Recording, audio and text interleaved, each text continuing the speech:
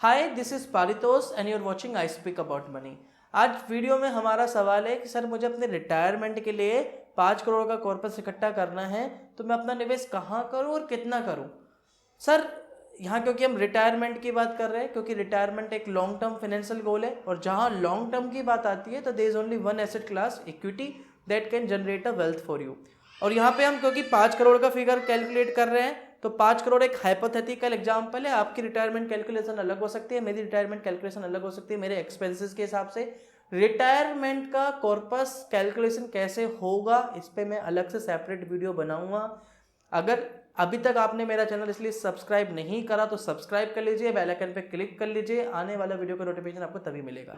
क्योंकि हम सर यहाँ पे 5 करोड़ की बात कर रहे हैं, तो 5 करोड़ की कैलकुलेशन यानी 5 करोड़ का जो टारगेट है और इसको कैसे अचीव करना है, सबसे पहले ये जानना जरूरी है कि मेरा टाइम फ्रेम कितना है। सपोज करिए sir I am 30 years old and I want to retire at 60 years of age. मेरे प्लानिंग है कि मैं 60 साल के बाद रिटायर्ड हो जाऊँ, मुझे 5 करोड़ रुपए का अमाउंट चाहिए। तो मेरे पास 30 साल है इस अमाउंट को एक्यूमुलेट करने के लिए। अब रिटायरमेंट का कॉर्पस को टारगेट करने के लिए मेरे हिसाब से 3 बेस्ट ऑप्शंस हैं। या तो लमसम आप पैसा निवेश करते हो, लमसम पूंजी लगाते हो, या आप मंथली कंट्रीब्यूट करते हो, या आप मंथली कंट्रीब्यूट नहीं कर सकते लेकिन छोटे अमाउंट से स्टार्ट करते हो अपना एक अमाउंट, लेकिन हर साल उस अमाउंट को बढ़ाते रहते हो अपनी इनकम के हिसाब से। तो ये तीन तरीके से आप अपने रिटायरमेंट किटी को टारगेट कर सकते हो। अगर मुझे आज लमसम पैसा निवेश करना है और मेरा 5 करोड़ का टारगेट है, 30 साल का टाइम फ्रेम है, देखो यू कैन रिटायर एट 50-40, आपकी रिक्वायरमेंट के हिसाब से आप अपनी कैलकुलेशन को मॉडिफाई कर सकते हो। मैंने कैलकुलेटर बेसिकली जो भी कैलकुलेटर अवेलेबल है, सोर्सेज अवेलेबल है, मुझे डिस्क्रिप्शन में लिंक मेंशन कर दूंगा, बाकी आप गूगल पे भी जाके सर्च कर सकते हो।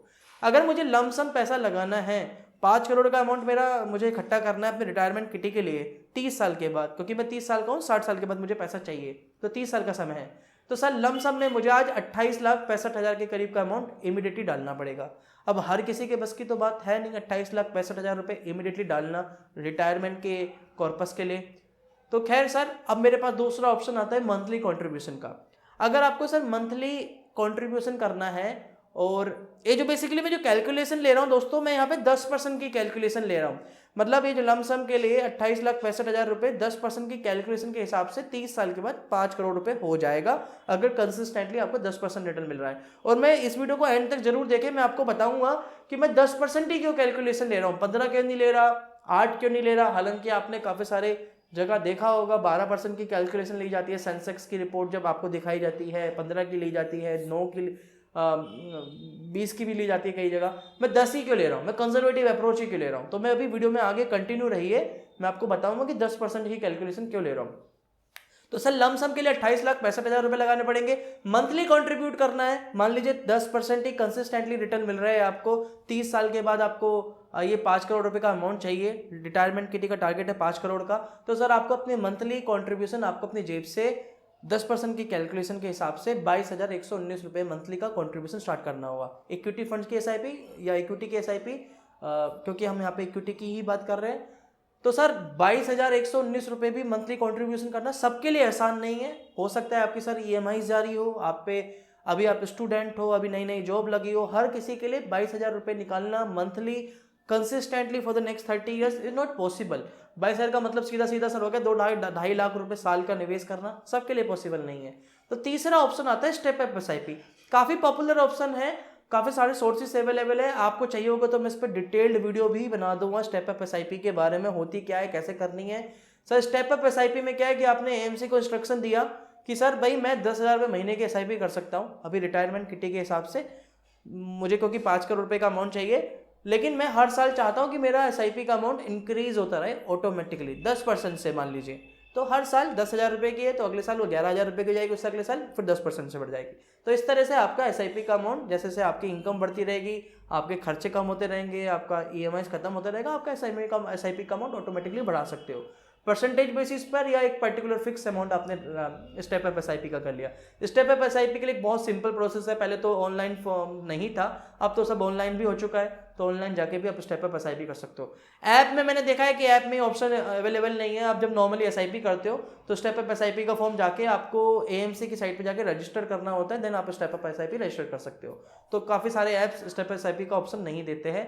मुझे मालूम नहीं, हो सकता है कोई देता हो, लेकिन मैंने देखा है जितने भी है उसमें स्टेप अप एसआईपी का ऑप्शन नहीं है।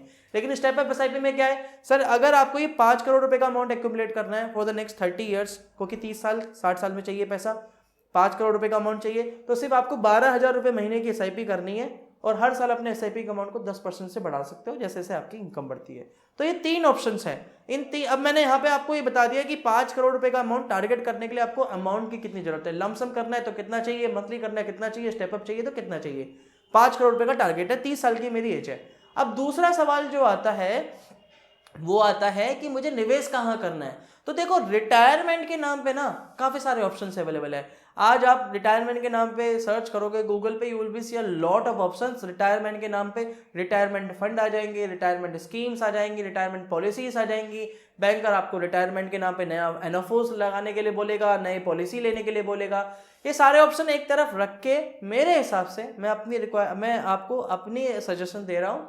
मानना नहीं मानना सर आपकी मर्जी है, मैं सिर्फ आपको अपना सजेशन दे रहा हूँ।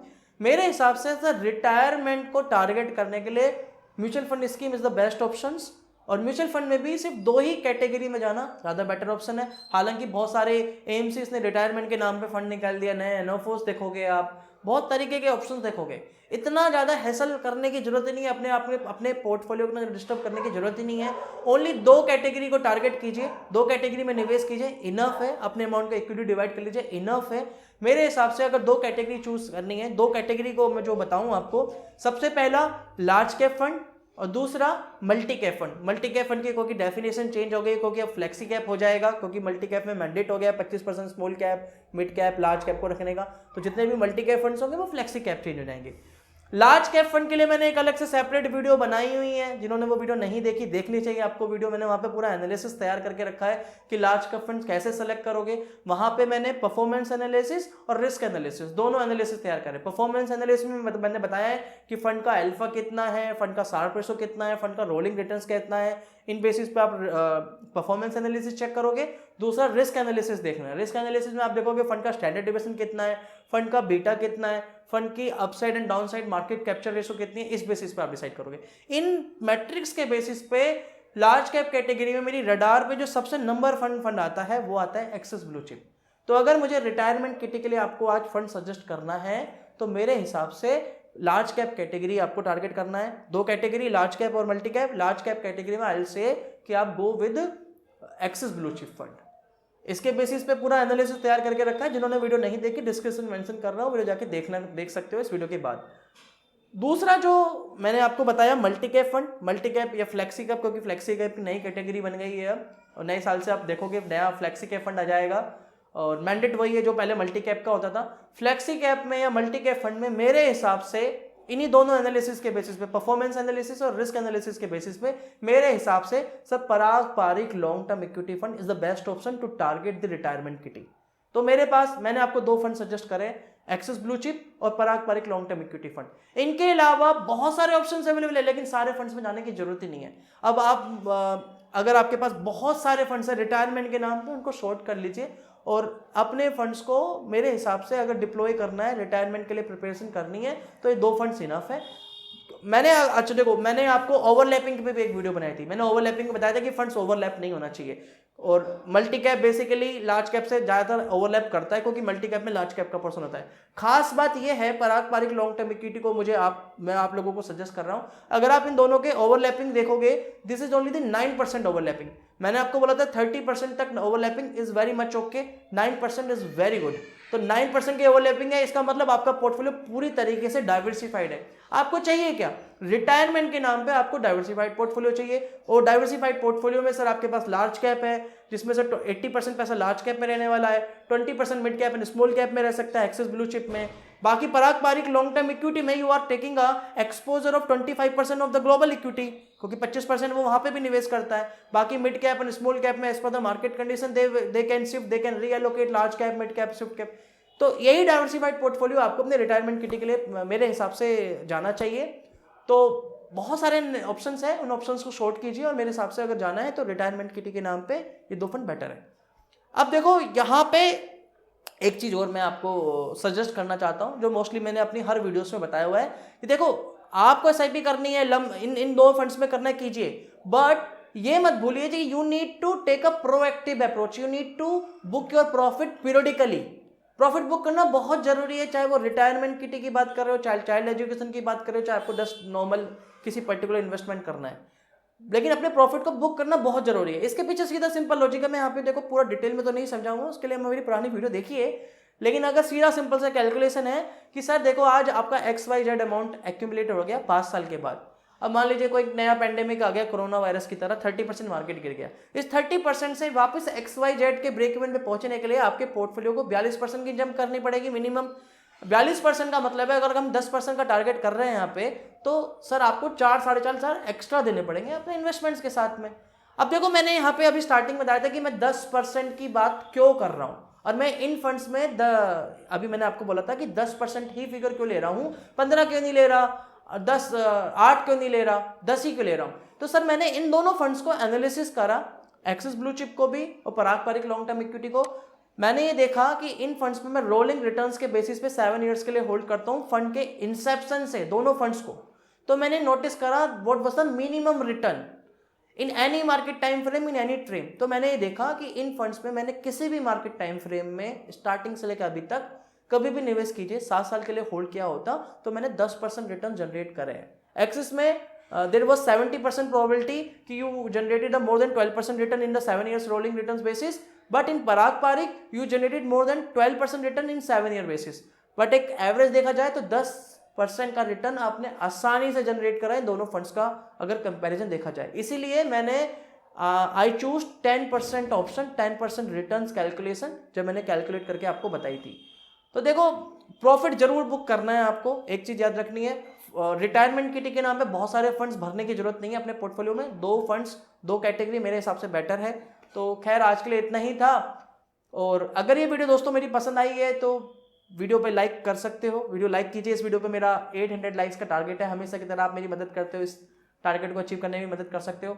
अगर आप चाहते हो डिटेल में मैं एक वीडियो बनाऊं सेपरेट, और 2 मुझे वीडियो बनानी है, एक तो मुझे स्टेप अप SIP के बारे में डिटेल वीडियो बनानी है, और दूसरा मेरे को रिटायरमेंट कैलकुलेशन कैसे कैलकुलेट करना है, तो मुझे उस पर वीडियो बनानी है। तो उसके लिए आप चैनल सब्सक्राइब जरूर कर लीजिए, क्योंकि वीडियो का नोटिफिकेशन आपको तभी मिलेगा। साथ ही में मुझे ये आप जरूर बताइए, इस वीडियो के नीचे कमेंट करके जरूर बताइए कि सर आपने रिटायरमेंट के लिए कैसे प्रिपरेशन किया हुआ है, रिटायरमेंट के लिए कहाँ पैसा निवेश किया हुआ है। आप लोग जो भी कमेंट करोगे, अपने फंड्स के बारे में बताओगे, जो भी डिटेल्स मुझे बताओगे, मुझे लगेगा कि उसमें कुछ मॉडिफिकेशन चाहिए, मैं आपको कमेंट करके बताऊंगा। मैं आपको कमेंट करके बताऊंगा कि आपको अपने पोर्टफोलियो में क्या एलोकेशन रीएलोकेट करने की जरूरत है रिटायरमेंट कॉर्पस को एक्यूमुलेट करने के लिए। तो खैर आज के लिए इतना ही था। अब मैं चाहता हूँ इस वीडियो को अपने फ्रेंड्स, कलीग्स, अंकल जहाँ पहुँचाना चाहते हो ज़्यादा से ज़्यादा पहुँचाइए, और लाइक कीजिए वीडियो को, चैनल को सब्सक्राइब कीजिए। नेक्स्ट वीडियो मिलेंगे नए टॉपिक के साथ, तब तक के लिए धन्यवाद। वंदे मातरम, जय हिंद।